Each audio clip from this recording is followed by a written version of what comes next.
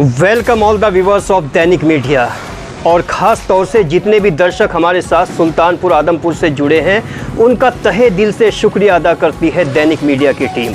और लगातार जैसा कि हमारी चुनावी कवरेज लगातार लोग यहां पर देख रहे हैं और हमें अप्रिशिएट कर रहे हैं, उसके लिए भी हम लोग उनका बहुत आभारी और बहुत शुक्रिया अदा करते हैं।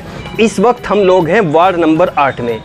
मोहम्मद खालिद जो यहाँ के सभासद हैं, सभासद के उम्मीदवार हैं। और सबसे इम्पॉर्टेंट बात यह है, ज़रा कैमरे से दिखाइए कि उन्होंने आज जो एक इंटरव्यू के रूप में हमें यहाँ इनवाइट किया है। कुछ मुद्दे हैं जो उन्होंने अपने पेपर पे लिखे हैं और पेपर पे लिखे मुद्दे बताते हैं तो कहीं ना कहीं वो उम्मीदवार या दावेदार या कैंडिडेट, चाहे वो सभासद है या चेयरमैन का दावेदार है, अगर रिटिन वर्क होता है, रिटिन परफॉर्मेंस होती है तो उसको जुझारूपन कहते हैं। तो इसी तरह के कुछ मुद्दों को लेके हम लोग यहाँ बात करने की कोशिश करते हैं। वेलकम खालिद साहब, आप बताइए कि वार्ड नंबर 8 में आपने किन बुनियादी मुद्दों को महसूस किया है जिनकी वजह से आप एक सभासद के रूप में उम्मीदवार बने हो? देखिए, मैं वार्ड नंबर सभासद का बुनियादी मुद्दा जो है, मेरा सबसे पहला काम है मेरे वार्ड के अंदर जो बिजली की समस्या है, ये बहुत बड़ा मुद्दा है। और दूसरा, मेरा वार्ड नंबर 8 के स्वास्थ्य की समस्या बहुत बड़ी है और किसानों के लिए भी बहुत बड़ी समस्या है, जिसमें महिला और पुरुष दो तरह के मतदाता आपके पास हैं। तो टोटल कितने वोटर्स आपके इस वार्ड में हैं, उनमें कितनी महिलाएं हैं और कितने पुरुष हैं? हाँ, मेरा जो वार्ड नंबर 8 है उसमें जो टोटल वोटर्स हैं वो 1625 है और जिसमें महिलाएं 781 है और पुरुष 844 है। मतदाताओं तक पहुंचने के प्रयास आप किस तरह से, किस एंगल से और किस नज़रिए से करते हैं? मैं मतदाता के पास जा रहा हूं और उन्हें मैं अपनी बात समझा रहा हूं कि मैं अपने वार्ड के अंदर एक युवा हूं, किस तरह से मैं अपना काम करूंगा, उनको समझा रहा हूं कि आपकी हर समस्या को दूर करूंगा। जब आप मतदाताओं से बात करते हैं तो आपको कैसे यकीन होता है कि वो आपको सपोर्ट करेंगे? वो आधार, वो बेस क्या होता है आपका? वो मेरी जो है बुनियादी मुद्दे जो मैं उनको समझाता हूँ, बिजली की, पानी की, जिस तरह की भी उनकी समस्या है, मैं उनसे बोलता हूँ मैं हर चीज़ का आपका समाधान करूँगा। तो वो अपने तन बंधन से मेरे साथ रहने का, वोट देने का, मेरे वोट दे रहे हैं मुझे। बहुत सारे सभासद हैं आपके वार्ड में, तकरीबन कितने सभासद दावेदार हैं? लगभग मेरे जो वार्ड में थे 10 सभासद दावेदार थे और लगभग अब 9 रह गए हैं और एक मेरा छोटा भाई था, एक उसने मुझे समर्थन दिया है। अच्छा, इतनी बड़ी भीड़ में आपको कौन सी ऐसी बात लगी है जिसकी वजह से आप एक सियासी मुकाम पर आए हैं और आपको लगता है कि मुझे कहीं ना कहीं सभासद के रूप में एक चुनाव लड़ना चाहिए? देखिए, मैं जब अपने वार्ड के अंदर घूमता था तो मुझे बहुत सारी कमियां नज़र आती थी। मसलन जैसे बिजली की समस्या थी और जो हमारे रास्ते थे वो गंदे रहते थे, ना सफाई होती थी कुछ भी, और जो हमारी बुज़ुर्ग महिलाएं थी उनमें किसी की पेंशन ना बनना और स्वास्थ्य की भी बहुत बड़ी दिक्कत थी। जैसे मैं गलियों के अंदर, रास्तों के अंदर अपने वार्ड के अंदर जाता था तो ये बहुत सारी समस्याएँ थी, बहुत बड़ी समस्याएँ रहती थी। जैसे ये बराबर में बैठे हैं, इनका नाम बताएं जिन्होंने आपको समर्थन दिया है। ये जो बराबर में बैठे हैं मुराद भाई हैं और समर्थन दिया ये मुराद भाई ने। मुराद जी, आपने ऐसे मौके पर, जबकि नगर पंचायत पहली बार बनी है, पहली बार कुछ फीलिंग्स आपके अंदर आई होगी, तो पहली फीलिंग्स को आपने ट्रांसफ़र कर दिया। क्या है इसके पीछे वजह? इसके पीछे वजह ये है कि वही वोट हमारे भाई खालिद के थे, वही वोट हमारे थे। हमने सोचा क्यों ना इसको एक इकट्ठा में जोड़ के इसको भाई को समर्थन दे के और इस सीट को निकाल ले। तो आपने घूम फिरने के बाद महसूस किया है कि कहीं ना कहीं बराबर वोट है? जी, बराबर। नॉमिनेशन से पहले ये बात समझ नहीं आई आपको? जी नहीं आई। नहीं आई? जी नहीं। तो क्या आपने भी समर्थन मांगा है या देने की ही बात की है? देने की ही बात की है, समर्थन मांगा नहीं है? जी, मांगा नहीं।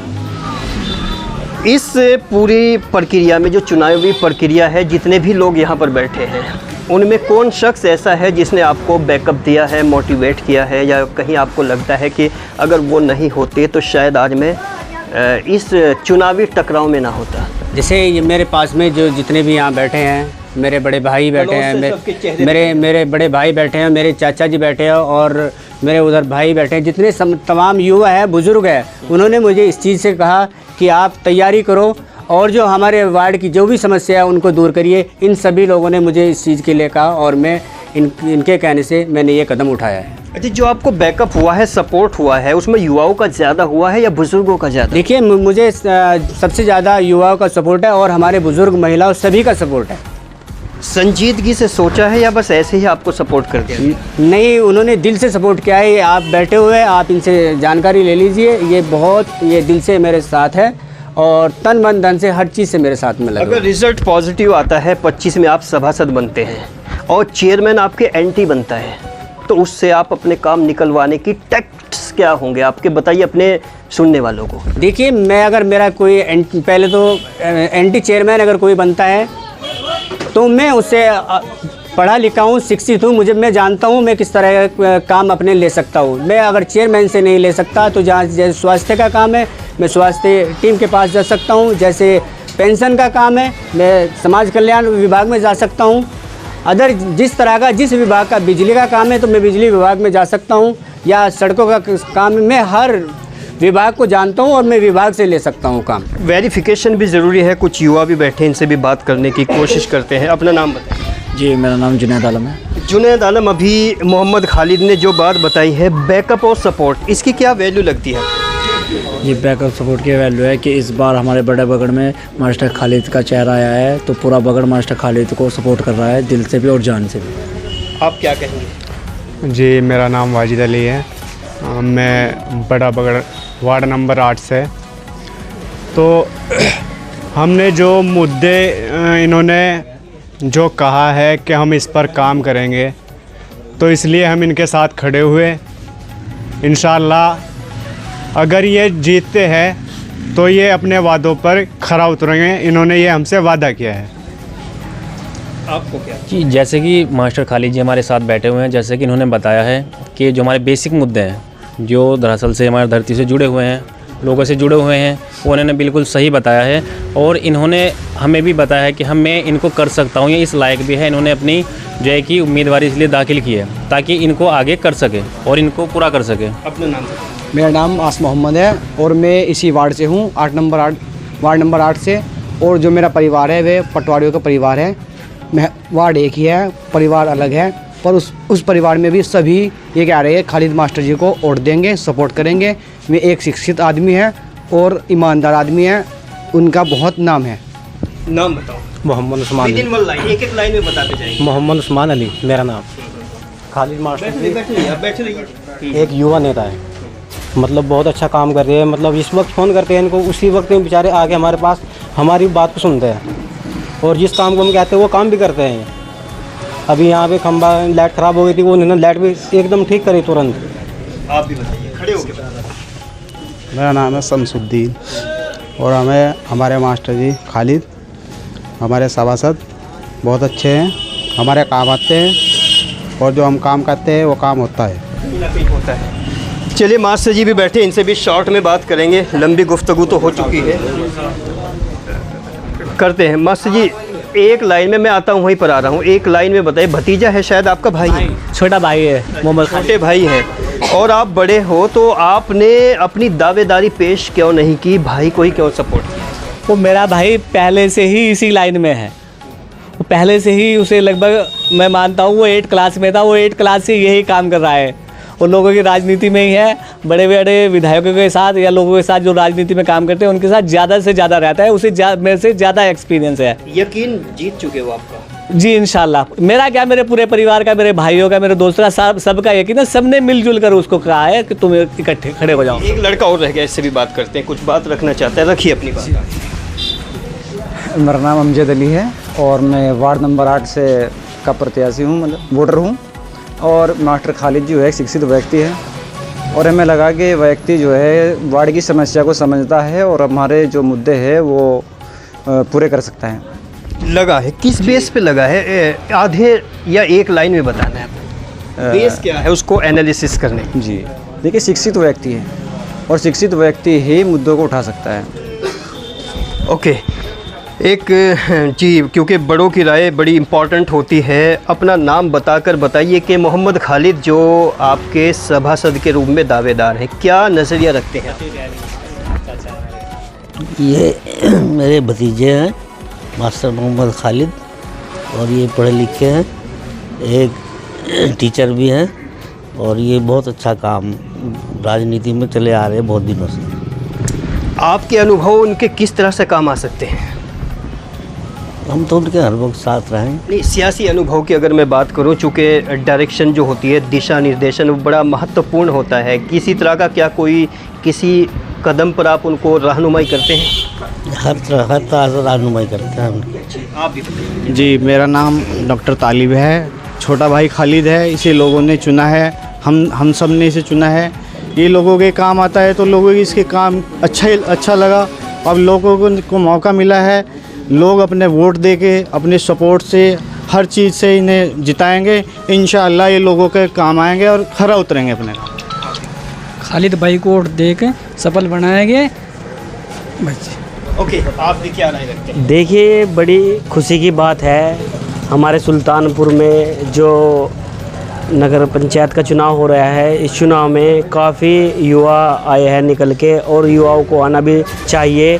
उन्हें लगता है कहीं ना कहीं जो पहले से चुनाव लड़ रहे हैं और जीत रहे हैं, वे कुछ ना कुछ कमी कर रहे हैं। इस स्थिति को उनकी देख के हमारे खालिद मामा जी चुनाव लड़ रहे हैं, और ये समाज सेवी का आदमी है, लोगों की हेल्प करते हैं और मदद करते हैं, हर किसी के साथ कंधे से कंधा मिला के चलते हैं। और मैं तो कहूँगा सभी को इनके हाथों को मजबूत करना चाहिए और इन्हें जिताना चाहिए। भारी से भारी मत बहुत ज़्यादा ऑटो से इन्हें जिता देना चाहिए। आप भी बताइए, अपनी राय रखिए मुख्तसर। जी, इनको मास्टर जी जो कहा जाता है, ये पहले से अध्यापक है। लगभग बहुत बच्चों को इन्होंने हमारे यहाँ के पढ़ा भी रखा है, तो इनको सब घर से वाकिफ़ है। इनसे इतने वाकिफ़ है कि जब हमारे बच्चे को अच्छी शिक्षा दी, क्या हमारे वार्ड में अच्छा विकास नहीं करेंगे? क्या हमारे वार्ड में जब रात को 2 बजे लाइट भागती है, कुछ फॉल्ट होता है, तो रात को 2 बजे खड़े थे, क्या दिन में नहीं खड़े होंगे? तो इस वजह से हमारे 8 वार्ड में सभी ने मोहम्मद खालिद मास्टर जी को विजय बनाने की ठान ली है।